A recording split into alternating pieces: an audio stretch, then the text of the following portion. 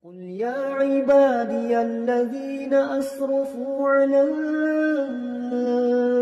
أنفسهم لا تقنطوا من رحمة الله. بسم الله الرحمن الرحيم.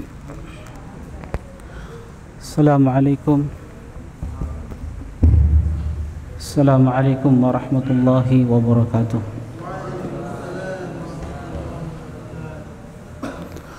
الحمد لله نحمده ونستعينه ونستغفره ونعوذ بالله من شرور أنفسنا ومن سيئات أعمالنا. من يهده الله فلا مضل له ومن يضلل فلا هادي له. أشهد أن لا إله إلا الله وحده لا شريك له وأشهد أن محمدا عبده ورسوله صلى الله عليه وعلى آله وأصحابه ومن صار على النهج واستنى بسنته إلى يوم الدين. أما بعد. يا أيها الذين آمنوا اتقوا الله حق تقاته ولا تموتن إلا وأنتم مسلمون. Jemaah sekalian, teman-teman, ikhwani wa akhwati fillah, hafizani wa hafizakumullah. Insyaallah kembali kita melanjutkan kajian rutin kita dari pembahasan kitab Fikih Sirah Nabawiyah, mendulang hikmah dari sejarah perjalanan Nabi kita Muhammad sallallahu alaihi wasallam. Dan insyaallah pada malam yang berbahagia ini, di tempat yang penuh berkah, di masjid yang sama-sama kita cintai, Masjid Khalid bin Walid, kita akan masuk pada satu pembahasan tentang peristiwa pertemuan Nabi sallallahu alaihi wasallam dengan seorang pendeta yang bernama Buhairah. Kita telah sebutkan pada pertemuan sebelumnya, setelah kematian ibunda Nabi sallallahu alaihi wasallam Aminah, kemudian disusul dengan kematian kakeknya Abdul Muthalib, maka Nabi sallallahu alaihi wasallam diasuh oleh pamannya Abu Talib. Dan pamannya ini sangat mencintai Nabi sallallahu alaihi wasallam sebagaimana beliau mencintai anaknya sendiri. Kemanapun Abu Talib pergi, pasti Muhammad sallallahu alaihi wasallam diajak. Maka insya Allah pada kesempatan malam yang berbahagia ini kita akan menyebutkan tentang peristiwa Nabi sallallahu alaihi wasallam bertemu dengan seorang pendeta di negeri Syam ketika paman beliau sallallahu alaihi wasallam Abu Talib mengajak Nabi sallallahu alaihi wasallam untuk melakukan safar ke negeri Syam dalam rangka berdagang. Dan inilah kebiasaan Nabi sallallahu alaihi wasallam. Selain beliau adalah seorang pengembala, beliau juga sering melakukan safar untuk berdagang. Jadi selain pengembala kambing, Nabi sallallahu alaihi wasallam juga seorang pedagang. Dan telah kita sebutkan pada pertemuan sebelumnya, ini menunjukkan bahwasannya Nabi sallallahu alaihi wasallam seorang yang pekerja keras. Beliau tidak pernah meminta-minta, tidak pernah mengharapkan dari orang lain. Bahkan beliau mengembala kambing sebagaimana yang telah kita sebutkan pada pertemuan sebelumnya, dalam rangka tidak lain kecuali beliau tidak ingin menjadi beban pada paman beliau Abu Talib. Nah, teman-teman sekalian, peristiwa bertemunya Nabi sallallahu alaihi wasallam dengan seorang pendeta Nasrani yang bernama Buhairah ini adalah peristiwa yang dijadikan oleh orang-orang Nasrani untuk menghantam kaum muslimin, yang mereka mengatakan bahwa ajaran Muhammad sallallahu alaihi wasallam adalah ajaran yang didapatkan dari seorang pendeta Nasrani.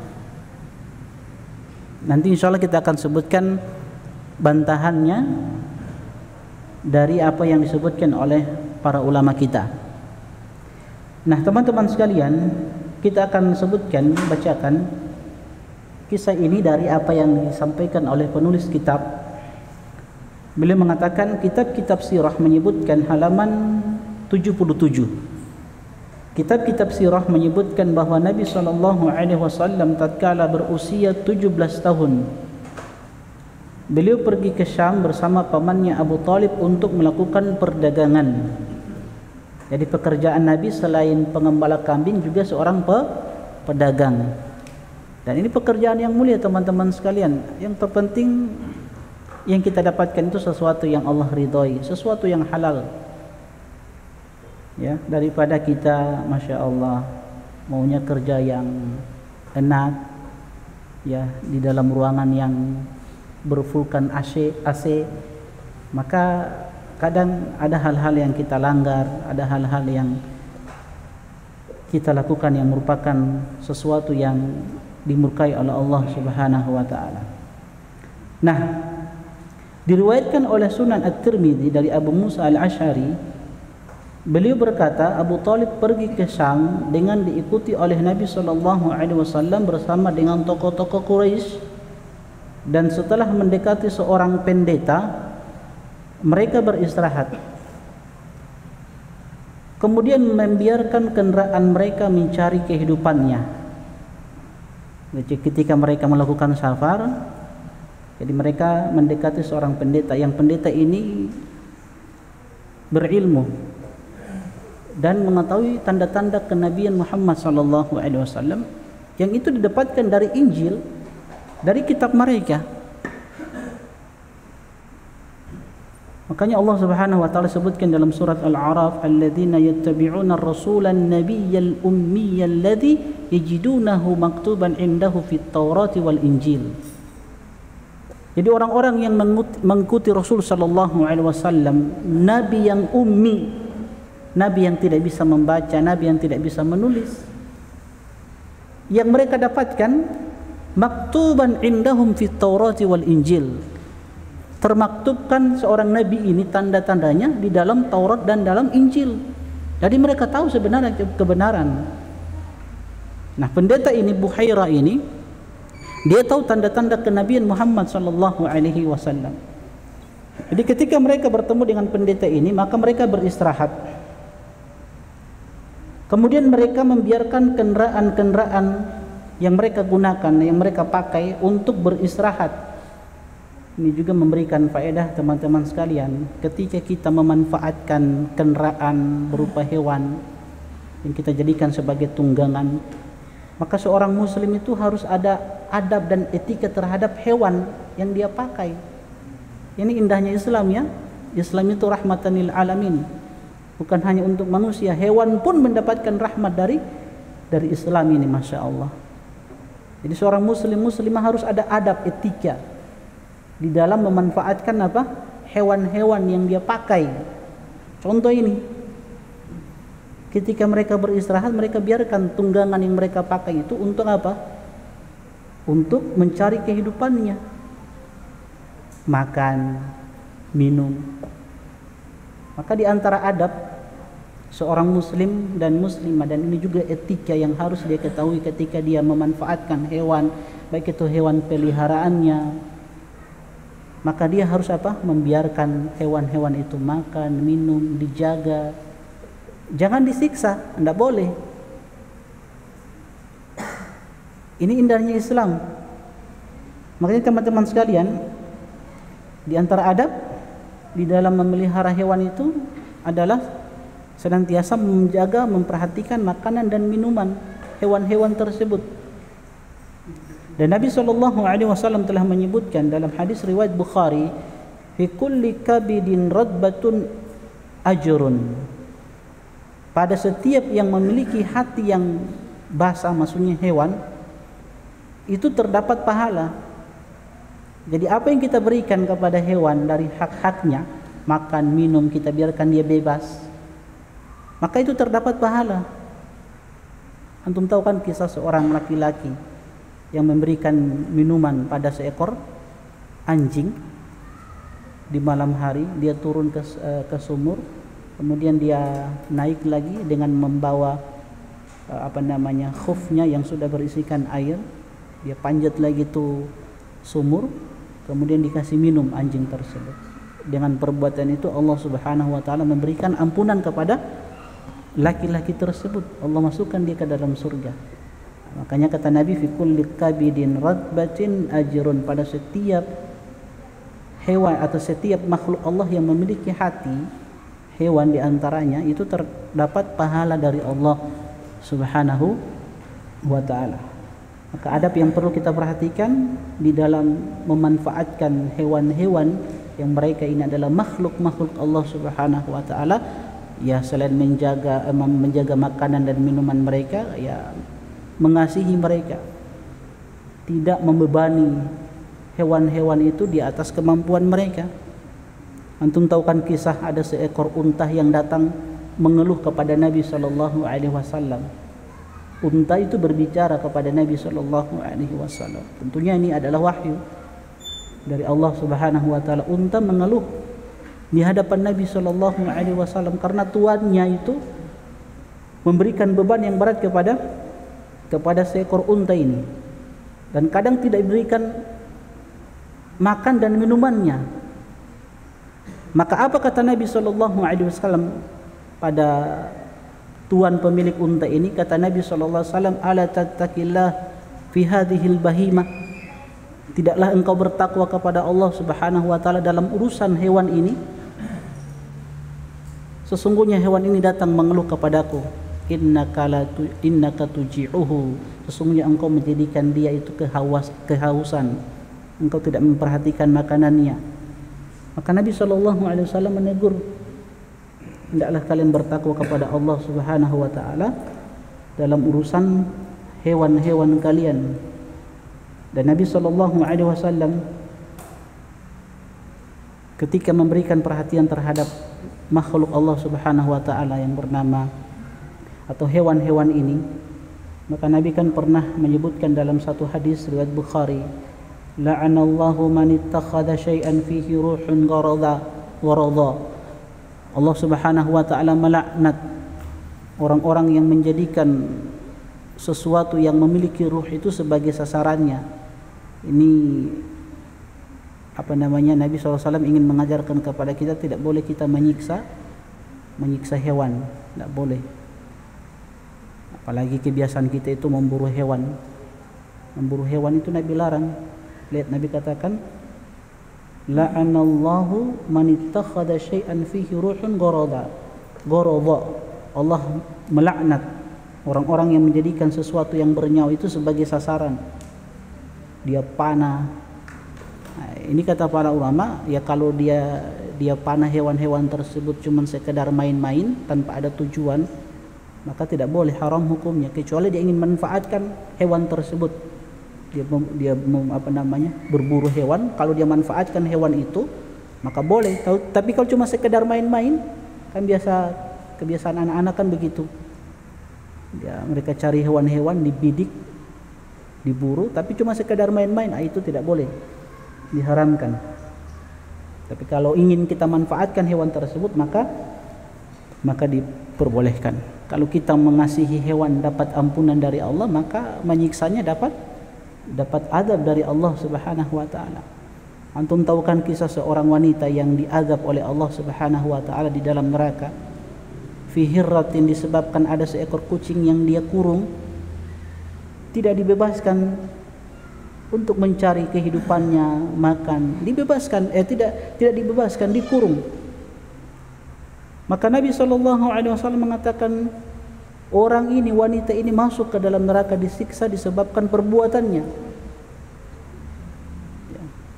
Wanita disiksa di dalam neraka Allah Subhanahu wa taala disebabkan karena dia mengurung seekor hewan yang dia tidak bebaskan untuk makan, minum. Ini juga teman-teman sekalian perlu kita perhatikan, terkhusus untuk perempuan-perempuan. Hendaklah kalian banyak bertakwa kepada Allah Subhanahu wa taala, karena perempuan-perempuan ini kita tahu bersama kan penghuni neraka yang paling banyak. Ketika Nabi SAW menyebutkan uritun nar fa idza aktsaru ahliha nisa, ketika aku diperlihatkan neraka ternyata yang paling banyak adalah para wanita. Maka Nabi SAW mengatakan apa? Tasaddaqna ya ma'syaran nisa, banyak-banyak kalian bersedekah. Banyak-banyak kalian bersedekah wahai para wanita. Nabi katakan fattaqun nara walau bisyikri tamrah. Takutlah kalian akan neraka Allah Subhanahu wa taala, terkhusus para perempuan, walaupun dengan apa? Dengan sepotong atau separuh biji kurma. Bertakwa kepada Allah Subhanahu wa taala, atau takutlah akan neraka Allah Subhanahu wa taala walaupun bersedekah dengan separuh biji kurma. Ini Ibnu Hajar mengatakan di dalam hadis ini ada anjuran untuk kaum muslimin, terkhusus para wanita, untuk apa? Banyak-banyak bersedekah walaupun sedekahnya itu sedikit. Kalau dia tidak punya harta kan bisa bersedekah dengan ilmunya. Apa yang didapatkan dari ilmu di majelis ilmu bisa diajarkan kepada orang-orang, teman-temannya, diajarkan kepada suami, diajarkan kepada anak-anak. Kan itu sedekah. Sedekah kan bisa dengan apa lagi? Selain ilmu, dengan apa? Senyuman. Senyuman kan sedekah. Nah, ini untuk para istri ini, para wanita, banyak-banyak bersedekah kata Nabi SAW, sebab kalian adalah penghuni neraka yang terbanyak. Ya, kalau punya harta yang banyak, alhamdulillah. Tidak punya harta dengan ilmu, tidak bisa dengan ilmu, senyum. Apalagi bentuk sedekah yang lain, teman-teman sekalian. Selain senyum apa lagi? Selain harta, ilmu, senyuman, apa lagi? Ya? Yang bisa dilakukan oleh wanita selain harta, ilmu, senyuman dia kepada suami. Kalau setiap hari dia senyum, ketika suami pulang rumah dia senyum di hadapan suami, itu masya Allah terhitung sedekah itu. Jangan huto-huto ketika suami pulang rumah, dapat dosa anti. Apalagi selain senyuman apa? Itu khidmatu, melayani suami. Masya Allah, melayani suami, memberikan kepuasan kepada suami. Bukankah Nabi mengatakan inna fi buti ahadikum shadaqah, sesungguhnya pada kemaluan salah seorang di antara kalian terdapat sedekah, kata Nabi SAW. Iya. Maka sahabat kan bertanya, ya Rasulullah, seorang mendatangi istrinya, apakah dia mendapatkan pahala? Nabi katakan, bagaimana kalau kemaluannya itu diletakkan pada sesuatu yang diharamkan? Maka dia mendapatkan dosa. Nah, bagaimana kalau itu diletakkan pada sesuatu yang dihalalkan oleh Allah? Dia dapat pahala. Banyak-banyak bersedekah wahai para wanita. Ya, berikan sedekah yang terbaik untuk suami, berikan pelayanan yang terbaik. Itu sedekah anti. Kalau tidak bisa dengan harta, suami tidak punya harta yang banyak, anti juga tidak punya harta, ilmu pas-pasan, senyum juga berat, ya sudah, khidmah kepada suami. Kalau bisa setiap hari 3 kali.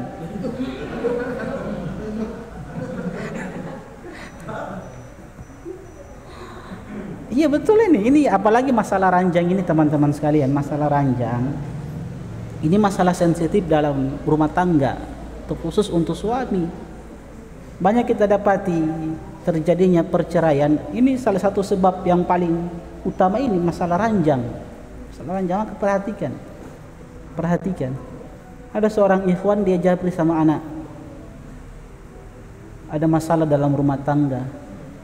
Masalah rumah tangga biasa. Saya sampaikan masalah rumah tangga itu biasa. Jangankan keluarga ente, keluarga manusia terbaik Rasulullah SAW ada masalah, biasa itu. Tapi Ustadz, ini masalah besar Ustadz. Masalah besar. Apa masalahnya? Itu masalah ranjang. Istrinya mau diajak, istrinya sering menolak.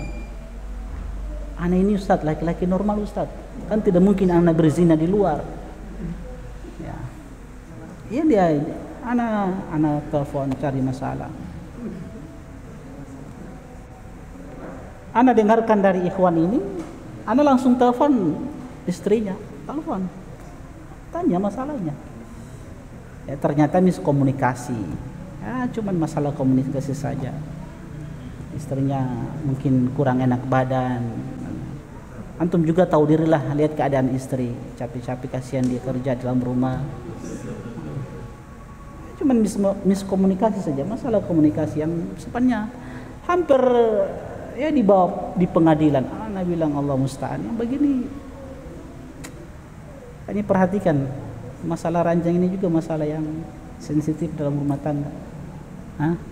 Jadi banyak-banyak bersedekah wahai para wanita.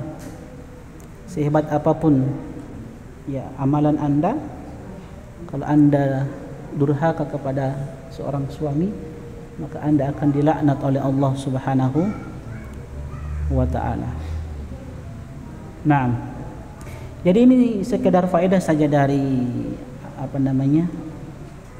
peristiwa orang-orang Quraisy ketika bertemu dengan pendeta. Mereka membiarkan hewan-hewan mereka untuk apa?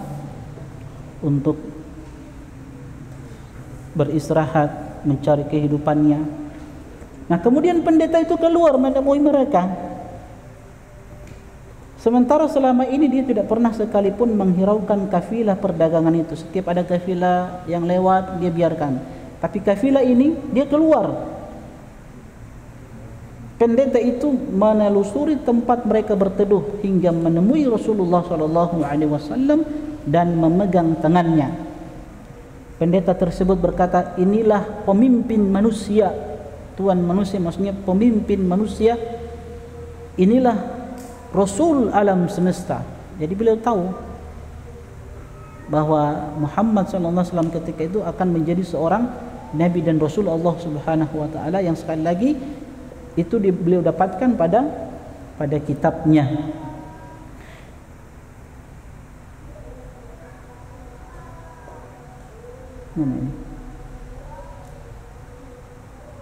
Jadi pendeta ini berkata, inilah pemimpin manusia, inilah Rasul alam semesta. Dia diutus oleh Allah Subhanahu wa ta'ala sebagai pembawa rahmat alam semesta. Pemuka Quraisy berkata kepadanya, apa dasar kamu? Jadi orang-orang Quraisy ketika itu bertanya kepada pendeta, apa dalil antum? Apa dasarnya Anda mengatakan bahwa ini adalah seorang Rasul alam semesta yang akan diutus oleh Allah Subhanahu wa ta'ala sebagai pembawa rahmatan lil alamin? Maka Buhairah mengatakan, waktu kamu meninggalkan Aqabah, maka tidak ada batu dan pohon kecuali semuanya bersujud kepadanya, dan mereka berdua itu tidak pernah bersujud kecuali untuk seorang nabi, dan saya mengenalnya dengan tanda kenabian di bawah pundaknya seperti buah apel. Ada sebuah tanda di pundak Nabi SAW.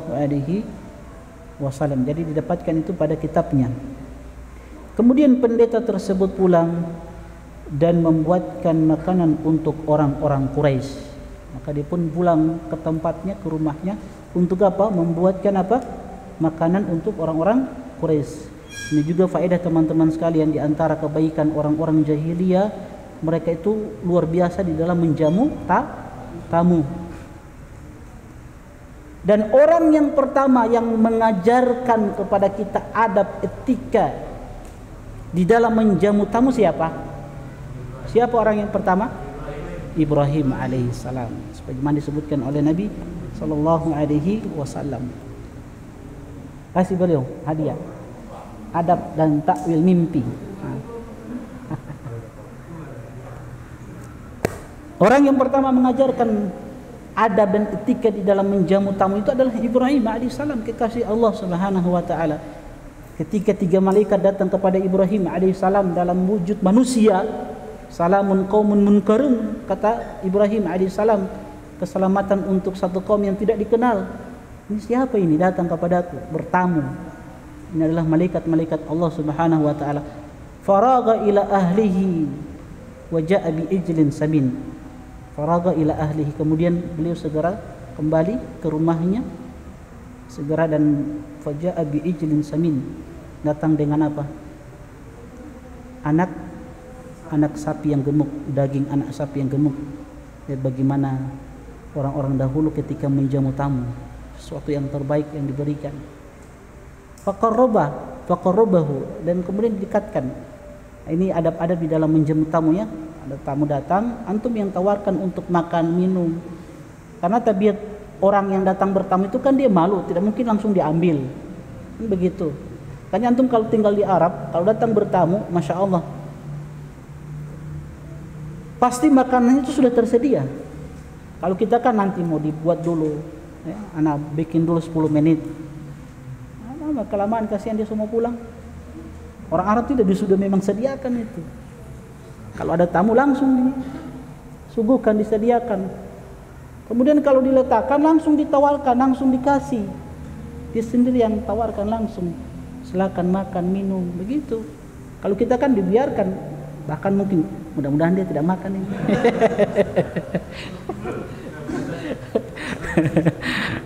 Mudah-mudahan tak sisa. Orang Arab tidak. Langsung kalau antum bertamu di rumahnya orang-orang Arab, Masya Allah. Anak pernah bertamu di salah seorang syekh di rumahnya di Medina.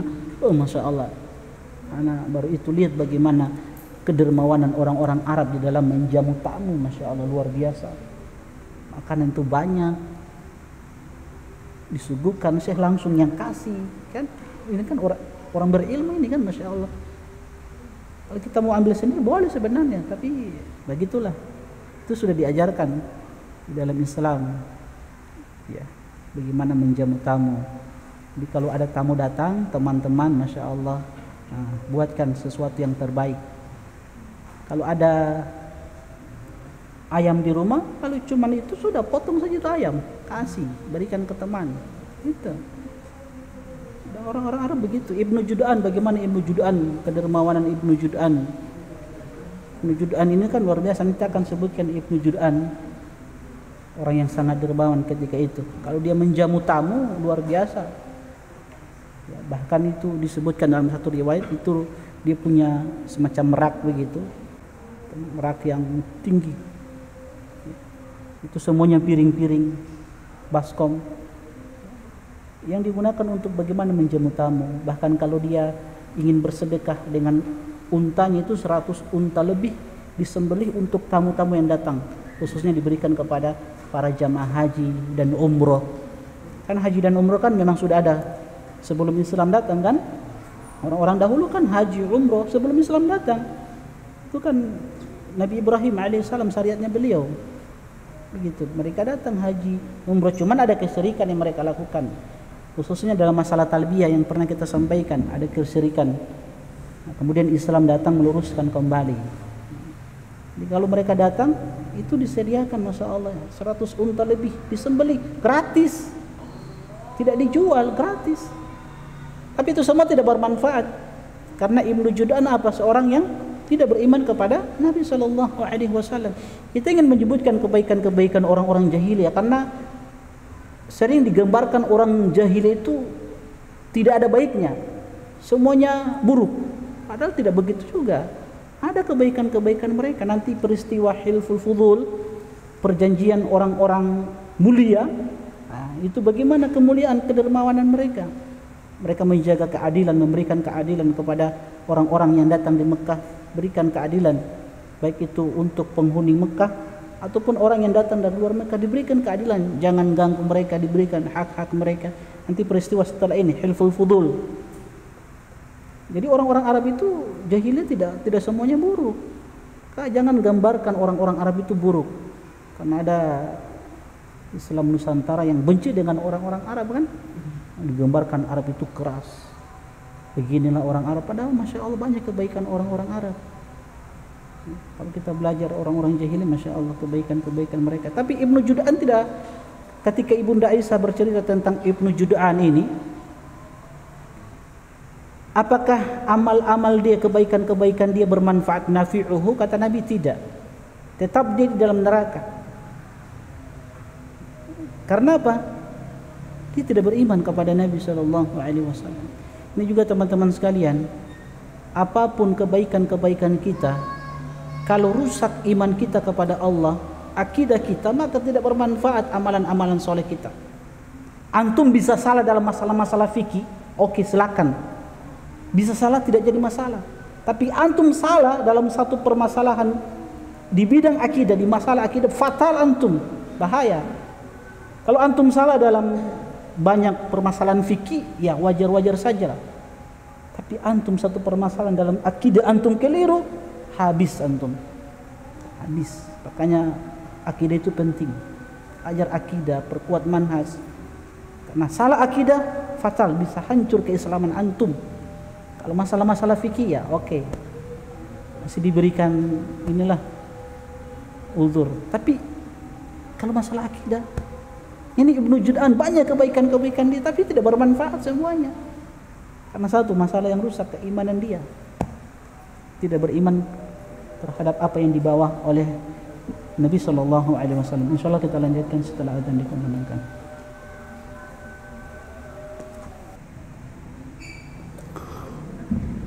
Jemaah sekalian, teman-teman akhwat, hafizani wa hafizakumullah.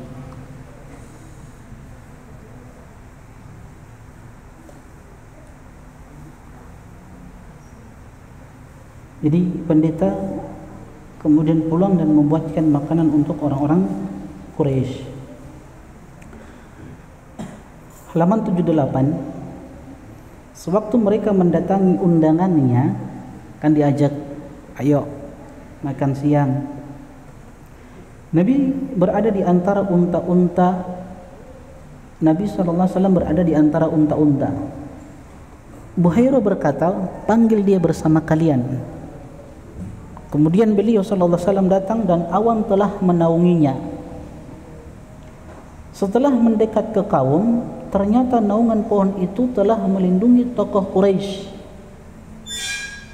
Dan tatkala Nabi duduk, tiba-tiba teduh pohon itu beralih ke Rasulullah SAW. Jadi setelah makan, Nabi ingin istirahat, Nabi ingin mencari naungan, Nabi ingin mencari satu pohon, di situ beliau berteduh. Tiba-tiba beliau dapati satu pohon, ingin berteduh di situ. Orang-orang Quraisy sudah pakai pohonnya, mereka berteduh di bawah pohon tersebut. Kan Nabi SAW mencari naungan yang lain. Nabi istirahat, bukan di satu pohon, di bawah terik matahari. Tiba-tiba bayangan naungan di pohon itu berpindah kepada Rasulullah SAW.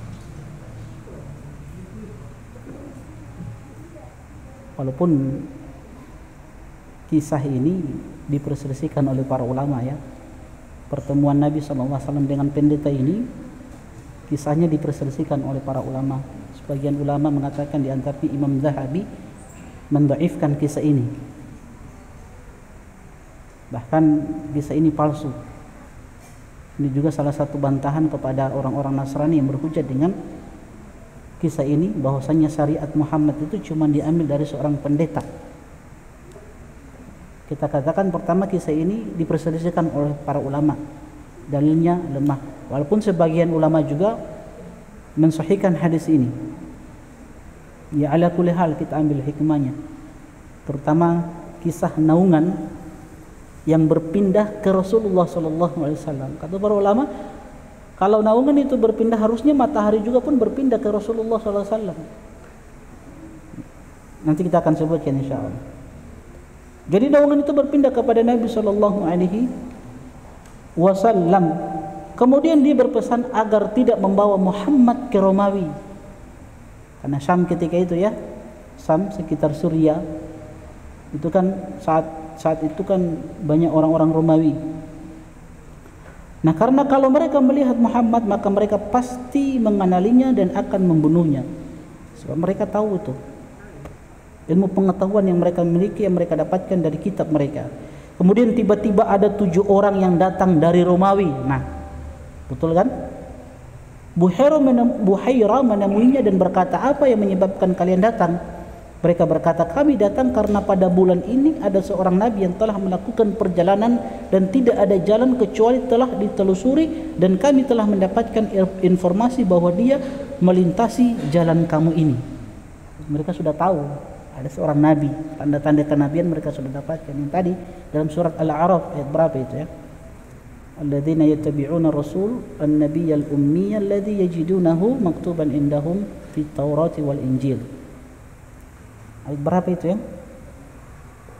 Coba antum buka dulu mushaf, aplikasi Al-Quran, aplikasi tinggal diketik saja satu katanya langsung keluar ayatnya kan. Makanya belajar bahasa Arab. Kalau antum tidak tahu bahasa Arab, antum pusing juga mau cari bagaimana, mau ketik bagaimana. Antum cari satu katanya saja. Misal tadi alladzina yattabi'una ar-rasula an-nabiyyal ummiyal ladzi yajidunahu maktuban indahum fit Taurati wal Injil. Cari saja dari ayat ini kata mana yang antum maktuban, tulis saja maktuban atau fi Taurati, fit Taurati, tapi dengan bahasa Arab. Ya, kalau antum tidak belajar bahasa Arab hanya penting belajar bahasa Arab. Antum mau cari ayat mudah dengan aplikasi Al-Quran saat ini, Masya Allah. Kalau antum buka mushaf kan lagi cari-cari begini, nah, dengan aplikasi satu ketikan saja satu kata langsung keluar dia. Alhamdulillah kita ini dimudahkan. Antum mau cari hadis langsung ke Maktabah Syamilah, satu hadis langsung dikeluarkan hadis. Ayat berapa? Ayat berapa itu?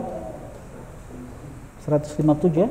Nah, itu dalil menunjukkan bahwasanya orang-orang Nasrani, Yahudi mereka tahu tentang tanda-tanda kenabian sallallahu alaihi wasallam. Makanya orang Romawi datang bertanya kepada Abu Hurairah tentang nabi yang melewati jalurnya ini. Nah, apa kata Abu Hurairah? Bagaimana pendapat kalian jika Allah berkehendak atas sesuatu? Adakah seseorang dari umat manusia ini yang mampu untuk menahannya? Mereka berkata, tidak mungkin. Buhairah berkata, kalau begitu baiatlah dia. Mereka sudah tahu ini seorang nabi. Maka pesan Buhairah kepada orang-orang Romawi ini, baiat orang ini. Siapa? Muhammad sallallahu alaihi wasallam. Mana ti opa ya? Opa tahu baiat? Apa itu baiat? Tahu? Pernah dengar baiat? Apa itu baiat? Orang kita bilang beat. Apa itu baiat? Apa itu baiat? Oh, ya?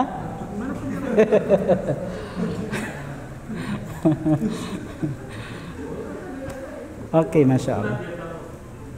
Siapa pamannya tadi? Pamannya Nabi SAW yang membawa beliau ke negeri Sam? Siapa pamannya? Oke, siapa ibunda dan bapak Nabi SAW?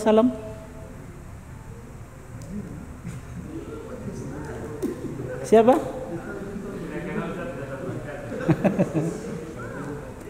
Siapa? Nah, lalu bapaknya?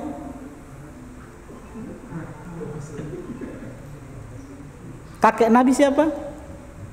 Kakek Nabi.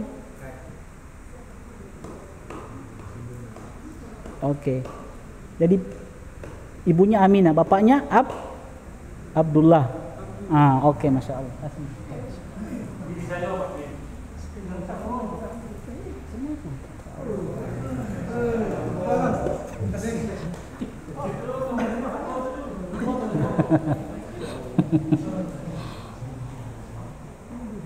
Oke, kata Abu Hurairah apa? Baiat orang ini Muhammad sallallahu alaihi wasallam. Apa itu baiat, teman-teman sekalian? Apa itu baiat? Antum harus tahu baiat itu. Apa itu baiat? Hah? Janji setia yang diberikan kepada seseorang. Janji setia, sumpah setia yang diberikan kepada seseorang, itu baiat. Tapi bukan pada semua orang. Bukan pada amir kelompok, ketua kelompok, ya, kepada ketua yayasan, ketua ormas, apalagi imam besar. Bukan. Baiat itu diberikan kepada pemimpin yang berkuasa. Sami'na wa ta'na, dengar dan taat kepadanya. Itu baiat. Kalau kita di negeri yang kita cintai Indonesia, baiat kita ke siapa? Presiden ke Bapak Jokowi saat ini. Baiat kita ke beliau. Kita harus sami'na wa ta'na pada perkara-perkara yang ma'ruf. Itu tidak boleh kita memberontak, tidak bisa. Apalagi melepaskan ketaatan itu dari penguasa yang sah, tidak boleh. bisa mati dalam keadaan mati jahiliyah. Dan ini dalil yang dipakai oleh orang-orang yang menyimpang, kelompok-kelompok yang menyimpang. Kalau tidak berbaiat di kelompoknya, tidak setia dengan kelompoknya, harus taat dengan ucapan ketuanya, sami'na wa ta'na, walaupun keliru. Hati-hati antum. Dibawakan dalil, man mata laisa fi unuqihi bai'ah mata mitatan jahiliyah. Siapa yang mati yang di lehernya itu tidak ada baiat, maka dia matinya seperti mati jahiliyah. Ini kan banyak, kan ada kelompok LDII kan, selain dari kelompok mereka itu dikatakan najis. Kenapa? Karena tidak berbaiat pada pemimpinnya. Ada mereka di Gorontalo ini, LDII kan ada di Gorontalo. Jadi kalau kita datangi masjid mereka, nanti bekas-bekas yang kita bekas-bekas atau tangan kita menyentuh dinding-dinding mereka itu dibersihkan karena kita dianggap najis. Karena apa? Karena kita tidak berbaiat pada ketuanya. Ada mereka ini di Gorontalo ada. Ada. Hati-hati antum. Jadi kalau ada kelompok-kelompok yang ada baiat di dalamnya, sumpah setia, janji setia dengan ketuanya, dengan ormasnya, hati-hati antum. Lagi harus membaiat kepada imam besar. Imam besar itu pemimpin kita. Pak Presiden itu imam besar kita. Penguasa kan? Penguasa. Baiat kita berikan kepada beliau. Bukan pada setiap kelompok. Apalagi ngaku-ngaku imam. Enggak. Banyak kita dapati. Bahkan waliyadzubillah kita dapati sebagian kaum muslimin karena gulunya mereka. Mereka anggap ini mereka anggap tokoh imam besar. Bahkan ada yang sudah hormat di benderanya, di balihonya itu mereka hormat, sumpah setia. Waliyadzubillah. Bahaya. Tapi ingat ya, ketika seseorang melepaskan baiatnya dari penguasa yang sah, bukan berarti dia mati kafir ya, bukan. Maksudnya mata mitatan jahiliyah, mati dalam keadaan matinya jahiliyah. Karena dulu jahiliyah, orang-orang jahiliyah itu tidak mau ada seseorang yang berkuasa yang memimpin mereka. Gak mau mereka orang-orang jahiliyah. Maunya mereka itu bebas.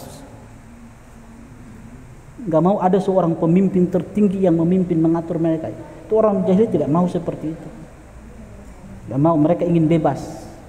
Makanya Nabi datang SAW mengatakan yang mati dan tidak berbaiat, matinya seperti mereka yang tidak berbaiat. Itu. Jadi maksudnya apa? Bukan mati dalam keadaan kafir ya. Orang-orang yang memberontak, yang melepaskan baiatnya mereka dari pemerintah yang sah, bukan mati dalam keadaan kafir. Maksudnya kata para ulama, mereka mati dalam kesesatan, durhakanya mereka kepada Allah Subhanahu wa taala karena tidak mentaati apa yang Allah perintahkan untuk ditaati. Atiullaha wa atiur rasul wa ulil amri minkum. Maksudnya mati dalam keadaan melakukan dosa. Maksudnya matinya seperti orang-orang jahiliyah yang tidak mau ada pemimpin yang berkuasa yang mengatur mereka. Itu maksudnya. Jadi antum juga jangan salah memahami. Bukan berarti para pemberontak itu mati dalam keadaan kafir, tidak. Maksudnya durhaka mereka, matinya seperti orang-orang jahiliyah yang tidak mau baiat. Itu baiat ya. Jadi kata orang ini apa? Kata Abu Hurairah, berbaiatlah kalian kepada orang ini Muhammad sallallahu alaihi wasallam. Jadi sekali lagi saya ingatkan ya teman-teman, hati-hati. Hati-hati dengan kelompok-kelompok yang ada saat ini, apalagi ada baiat-baiat, janji setia, sumpah setia. Ya, hati-hati, tinggalkan. Itu sudah menyimpang, itu tinggalkan. Ana sering sampaikan, jangan pernah mengikat diri dengan seorang pun. Alhamdulillah dakwah salafiyah itu tidak pernah mengikatkan diri mereka dengan person-person tertentu. Mereka hanya mengikatkan diri mereka dengan apa? Al-Quran dan Sunnah Nabi SAW. Mereka itu diikat dengan Al-Quran dan Sunnah, aturan-aturan yang bersumber dari Al-Quran dan hadis Nabi SAW. Mereka tidak mengikat diri dengan aturan-aturan yang dibuat oleh manusia, kelompok-kelompok tertentu. Enggak. Jadi hati-hati antum.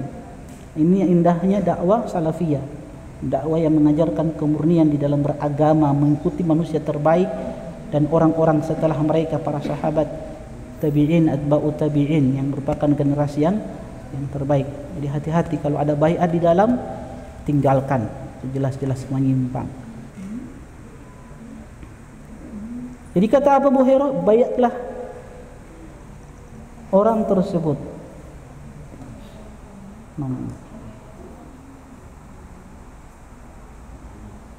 Nah, kalau begitu baiklah dia. Mereka membaiatnya dan kemudian bertanya, siapakah walinya? Mereka berkata, Abu Talib.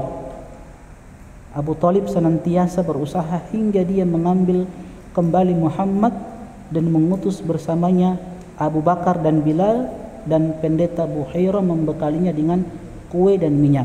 Nah, redaksi ini ketika mendapatkan arahan dari Buhairah untuk mengembalikan Muhammad SAW ketika itu ke Mekah, maka Abu Talib paman beliau mengutus Abu Bakar dan Bilal untuk menemani Nabi SAW pulang ke Mekah. Nah, redaksi hadis ini, kisah ini yang palsu. Pertama, Bilal saat itu belum dilahirkan. Bagaimana Bilal mau menemani Nabi SAW? Abu Bakar itu kan lebih muda 2 tahun lebih, ya, lebih muda dari Nabi SAW. Tidak mungkin. Apalagi Bilal belum lahir. Maka tidak mungkin Bilal menemani Nabi SAW pulang ke Mekah. Makanya ini kisah tidak benar. Tapi yang lain itu benar, walaupun sebagian ulama mengatakan lemah. Ala kulli hal, teman-teman sekalian, lepas dari perselisihan para ulama. Tapi kita ingin mengambil hikmah dari peristiwa tersebut. Apa hikmah yang dibawakan oleh penulis? Nah, pertama, kata penulis, beberapa hikmah dalam berdakwah pada kisah Buhairah. Pada kisah Buhairah terdapat bukti bahwa ahlul kitab mengetahui sifat dan zaman Rasulullah SAW akan diutus. Pengingkaran mereka terhadap risalah adalah atas dasar ilmu pengetahuan, bukan atas dasar kebodohan. Dan ini Allah Subhanahu wa taala abadikan di dalam surat Al-Baqarah ayat 89. Walamma ja'ahum kitabun min indillah musaddiqul lima ma'ahum wa kanu min qablu yastaftihuna 'ala alladhina kafaru falamma ja'ahum ma'arafu kafaru bih fala'natullahi 'alal kafirin. Dan setelah datang kepada mereka Al-Quran dari Allah Subhanahu wa ta'ala yang membenarkan apa yang ada pada mereka, padahal sebelumnya mereka bisa memohon kedatangan Nabi SAW untuk mendapatkan kemenangan atas orang-orang kafir. Maka setelah datang kepada mereka, falamma ja'ahum ma'arafu kafaru bi. Ini setelah datang kepada mereka apa yang telah mereka ketahui, mereka beriman, kafaru bih, mereka lalu ingkar kepadanya, mereka ingkari. Maka laknat Allah atas orang-orang yang ingkar itu. Jadi karena kesombongan mereka, banyak faktor ya, banyak faktor yang menjadikan mereka menolak kebenaran. Di antaranya kesombongan mereka. Makanya teman-teman sekalian, kesombongan ini adalah perkara yang sangat-sangat tercela di dalam Islam, dan dia adalah perkara yang menjadikan seseorang terhalang dari hidayah Allah Subhanahu wa ta'ala. Dan kesombongan itu apa kata Nabi? Batarul haq wa ghamtun nas. Batarul haq wa ghamtun nas, itulah kesombongan, menolak kebenaran yang datang kepadanya dan merendahkan orang lain. Nah, itulah kesombongan yang didefinisikan oleh Nabi SAW. Hati-hati antum menolak kebenaran yang datang kepada antum. Kebenaran itu maqala Allah wa qala Rasul wa qala sahabat, itulah kebenaran. Apa yang Allah firmankan, apa yang Nabi SAW sabdakan, dan apa yang dijelaskan oleh para sahabat tentang Al-Quran dan sunnah-sunnah Nabi SAW, itulah kebenaran yang harus kita ikuti. Jangan pernah menolak kebenaran dari siapapun kebenaran itu datang. Jangan pernah menolak kebenaran, sebab kesombongan adalah perkara yang bisa menghalangi seseorang untuk mendapatkan hidayah. Kedua, ihtiqarun nas, merendahkan orang lain. Jangan pernah merendahkan orang lain. Tidak bisa, tidak boleh. Dalam Islam terlarang. Antum tahu kisah seorang wanita yang disebutkan oleh Nabi SAW, Ini lagi-lagi wanita, perempuan lagi nih. Ketika ada seseorang yang datang kepada Rasulullah, ya Rasulullah, fulanah, Masya Allah, solatnya luar biasa, taqumul lail, solat tahajud, Masya Allah, bersedekah luar biasa. Tapi walakinnaha tu'dhi jiranaha bilisaniha. Tapi dia senantiasa mengganggu tetangganya dengan apa? Dengan lisan dia. Ini bahayanya. Ini perempuan kalau mengganggu orang lain dengan lisan, lidahnya itu luar biasa. Tahulah bagaimana hebatnya lisan seorang istri kan. Apa kata Nabi? La khaira fiha. Dia sudah ngaji, solat tahajud, bukan solat wajib, tahajud. Sedekahnya luar biasa, tapi Nabi katakan la khaira fiha, tidak ada kebaikan pada wanita ini. Wa hiya min ahli nar, dan wanita ini termasuk penduduk neraka. Lagi-lagi perempuan. Makanya Nabi katakan istausu bin nisa'i khaira, wahai kalian para suami, ya, jaga mereka, didik mereka, itu tugas antum. Tugas antum mendidik mereka. Terkadang lisan dari mereka ini kadang ya berbahaya. Yang mereka tidak sadari, ada satu kalimat yang mereka ucapkan itu membawa dia ke dalam neraka. Maka didik mereka dengan didikan apa? Al-Quran dan Sunnah Nabi SAW. Tanggung jawab antum sebagai seorang laki-laki. Makanya antum harus berilmu, datang di pengajian, belajar, hafal Al-Quran, hafal hadis-hadis Nabi SAW, kemudian ajarkan kepada istri, ajarkan kepada anak-anak. Itu tanggung jawab antum itu. Kalau dia berilmu, alhamdulillah. Tinggal saling mengingatkan toh. Kalau kita keliru, salah, dia yang ingatkan. Dia salah, keliru, kita yang ingatkan. Sudah. Enak toh. Kalau sama-sama berilmu, suami berilmu, istri berilmu, tinggal apa? Saling memberikan wasiat, saling mengingatkan. Karena kita manusia yang lemah, kadang melakukan kesalahan. Istri salah nanti diingatkan, suami salah nanti diingatkan, begitu. Tapi Masya Allah, kelebihan perempuan, ketika ditanyakan kepada Rasulullah SAW, ya Rasulullah, fulana tusallil maktubat, ada perempuan yang dia menjaga 5 waktu, cuman menjaga 5 waktu saja, tidak ada solat-solat sunnahnya, apalagi tahajud. Tusallil maktubat, dia solat 5 waktu dia jaga. Wa tatasaddaqu bi athwarin, dan dia bersedekah, senantiasa bersedekah dengan sepotong keju. Cuma keju yang dia pakai untuk bersedekah. Apa kata Nabi SAW? Hiya min ahlil jannah, wanita ini penghuni surga. Sedekahnya sedikit, ibadahnya sedikit, cuman ibadah-ibadah wajib. Tapi Nabi katakan hiya min ahlil jannah, dia penghuni surga. Tapi hati-hati kalau lisannya bermain, hiya min ahli nar, dia termasuk penduduk neraka. Makanya perempuan ini kalau di majelis jangan bakar rota. Ya. Penyakitnya akhwat itu ummahat, di majelis ilmu, ayat-ayat Al-Quran disampaikan, hadis-hadis Nabi SAW disampaikan, dorang juga bakar rota, bercerita. Tahu apa yang dorang? Ya rata-rata begitu. Kadang main HP. Iya. Nabi sudah ingatkan, hati-hati, masuk neraka karena lisan.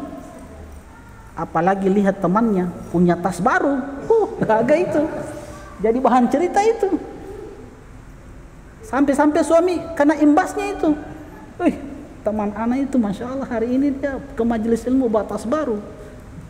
Dia bahas sendiri itu, suruh beli yang baru dia. Lisan lagi, lisan. Nah ini perempuan, jaga lisan, hati-hati. Di majelis ilmu itu fokus dengarkan ayat-ayat Al-Quran disampaikan, hadis-hadis Nabi SAW disampaikan. Jangan bakar rota bercerita. Tapi di sisi lain mereka ada kebaikan luar biasa ya. Cuma jaga 5 waktu, yang wajib-wajib, Masya Allah. Bersedekah cuma sepotong keju saja. Tapi kata Nabi, hiya min ahlil jannah, dia termasuk penghuni surga. Masya Allah, kan kebaikan yang luar biasa untuk untuk mereka. Baik. Jadi ini pengingkaran dari orang-orang Nasrani, Yahudi. Ya salah satu faktornya karena kesombongan. Ya. Baik. Yang kedua,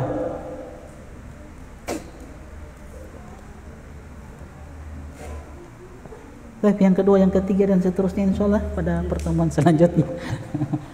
9 7 atau mau lanjut? Hah? Apa? Oh ya, sampai sini saja ya. Sampai sini. Oh, kasih habis ini. Oh iya, masih ada. Oke.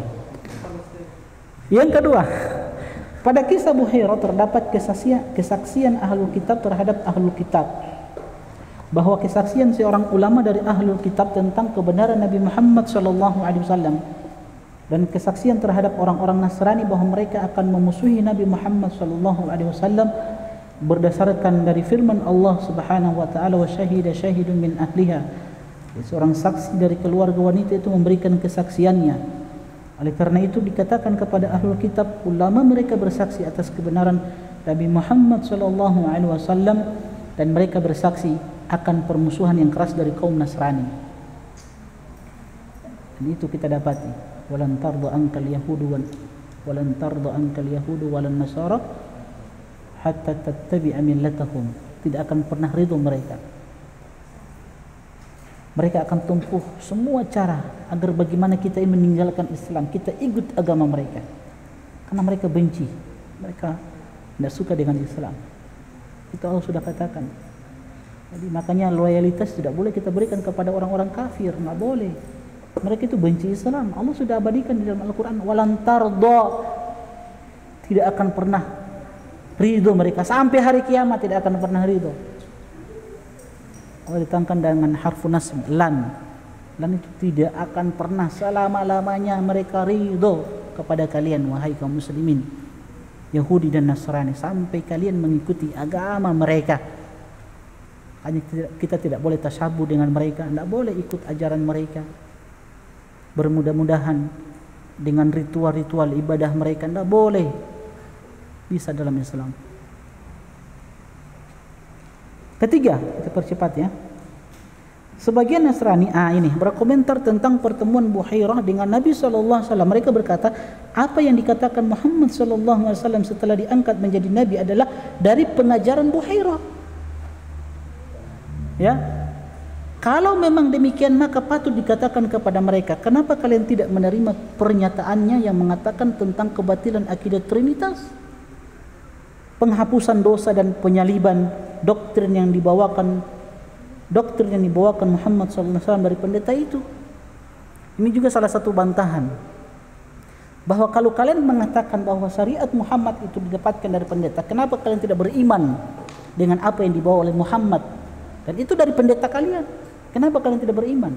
Kenapa kalian ingkari? Kedua, kisah ini kita sudah sebutkan tadi, ada perselisihan para ulama. Ada yang mengatakan kisah ini lemah, walaupun sebagiannya mengatakan sahih. Ketiga, pertemuan Nabi SAW dengan Buhairah pendeta ini itu pertemuan yang singkat. Bagaimana pertemuan yang singkat? Cuma makan siang saja, lalu diajarkan ayat yang begitu banyak, 6.000 ayat di dalam Al-Quran. Bagaimana pertemuan yang singkat bisa diajarkan 6.000 lebih ayat di dalam Al-Quran? Tidak mungkin kan?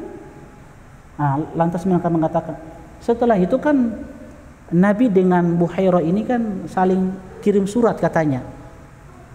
Saling kirim surat. Kita katakan lagi, kata para ulama, bahwa Al-Quran itu diturunkan, ayat-ayat yang diturunkan itu sesuai dengan peristiwa. Satu peristiwa ada, terjadi, langsung turun ayat.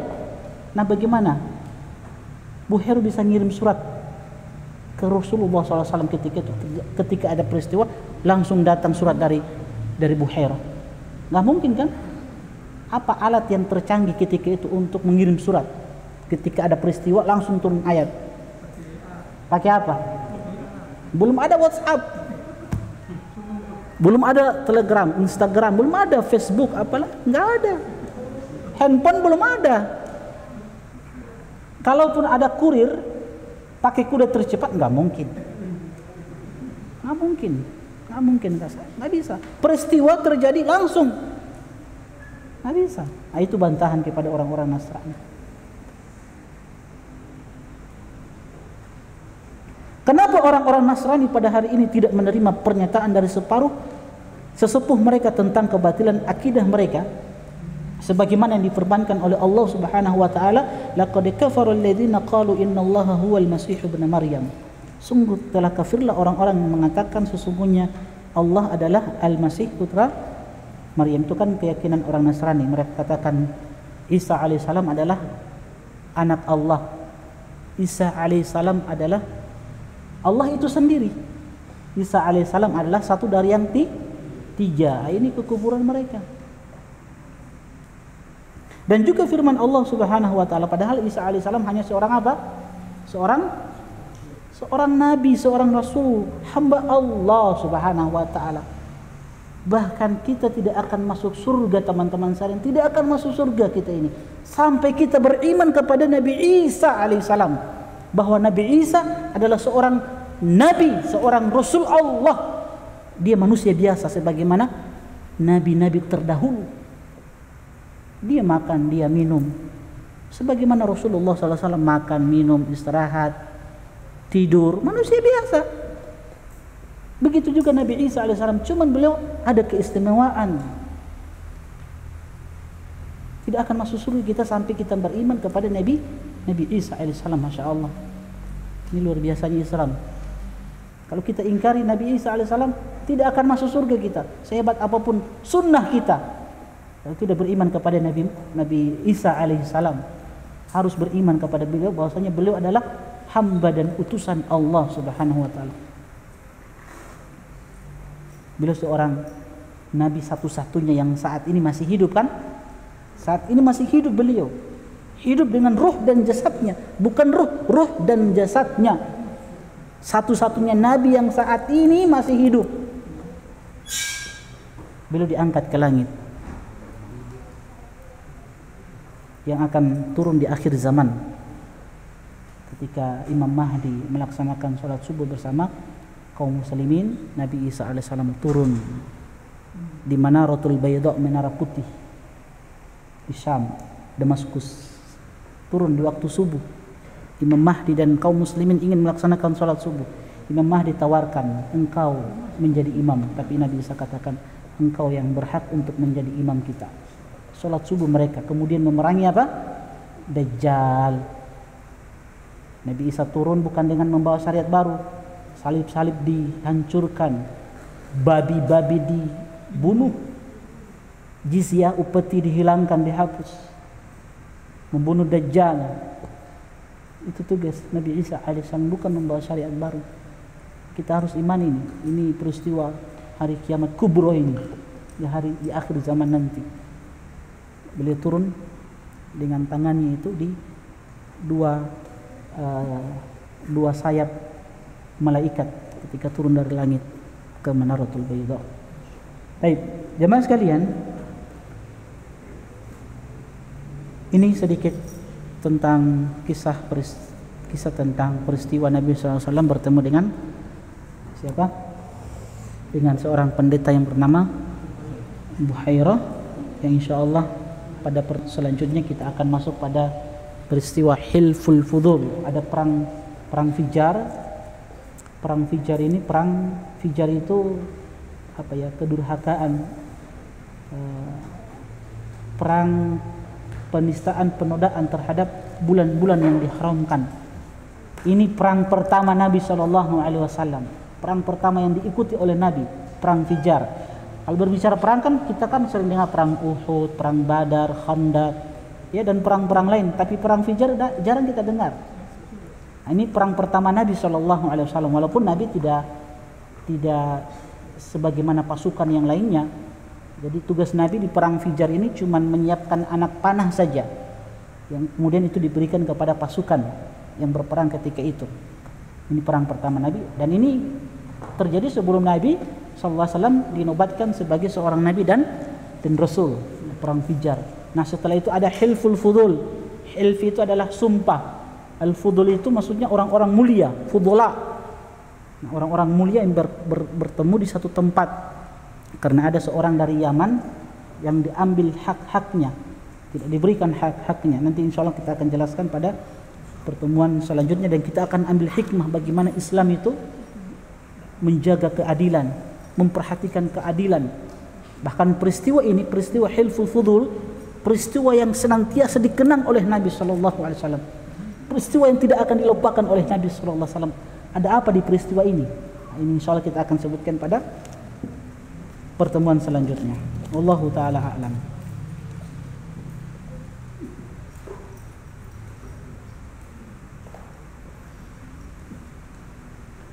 Bismillah Ustaz, apa benar kucing itu hewan kesayangan Rasulullah SAW? Nah teman-teman sekalian, kita sudah sampaikan tadi bahwa di antara adab dan etika seorang muslimah di dalam memelihara hewan, kita harus ada kasih sayang. Tidak boleh menyiksa hewan-hewan. Maka dalam Islam itu dibolehkan untuk memelihara hewan-hewan.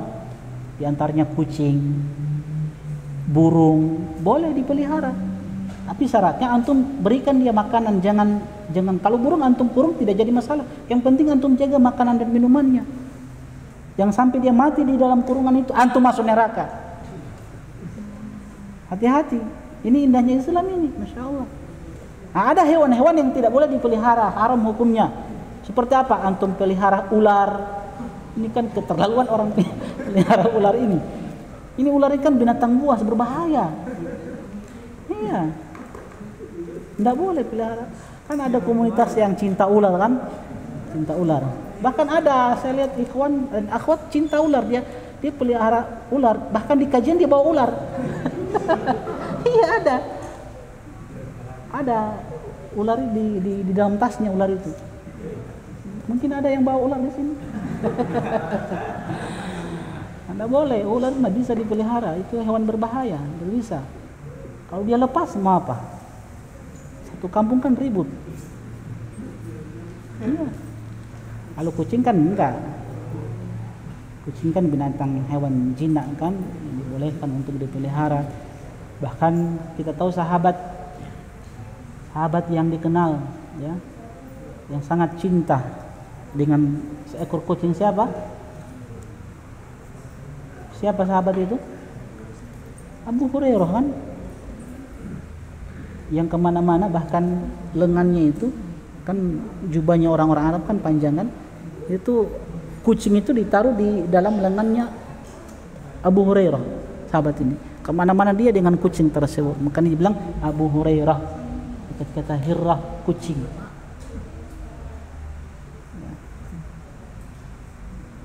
Jadi kucing salah satu hewan yang harus kita sayangi ya, sebab dalam Islam dia diberikan perhatian. Naam, wallahu ta'ala alam. Yang jelas sahabat yang kita tahu, yang kita kenal sangat cinta dengan kucing adalah sahabat Abu Hurairah radhiyallahu ta'ala anhum. Jadi kalau antum mau pelihara, silakan pelihara burung, kucing, pelihara sapi, kambing, bagus, yang bermanfaat lah. Apalagi pelihara apalah selain ayam, apalagi ayam, masya Allah bisa berkembang biak. Wallahu ta'ala alam. Semoga Allah subhanahu wa ta'ala mengampuni dosa-dosa kita. Subhanakallahumma bihamdik, asyhadu an la ilaha illa anta, astaghfiruka wa atubu ilaik.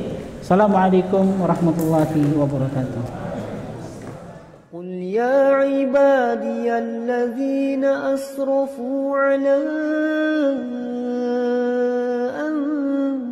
أنفسهم لا تقنطوا من رحمة الله